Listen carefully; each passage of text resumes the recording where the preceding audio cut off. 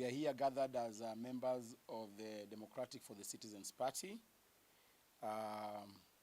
We have leaders from across the country, and we'd like to issue the statement as follows.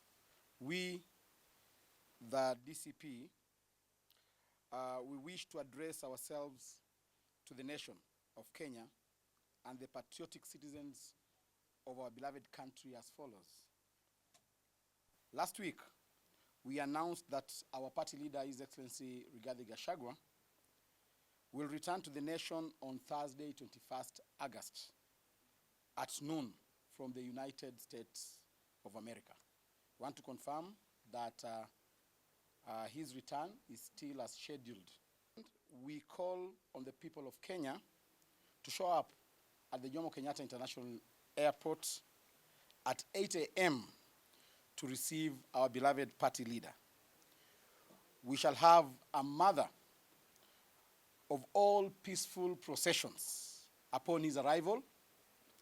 The procession will begin from the Jomo Kenyatta International Airport to the Central Business District and later address a public rally at the hallowed Kamkunji grounds.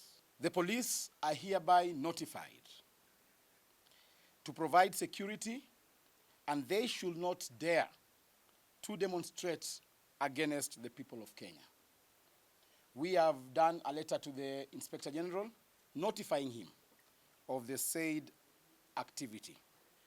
Take notice that any attempt to arrest Honorable His Excellency Rigathi Gachagua once he lands in the country will be met by our supporters across the country. We have asked our supporters to be on standby.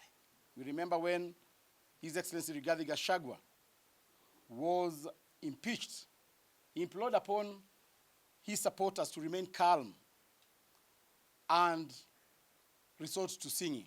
This time round, the song will be of a different rhythm.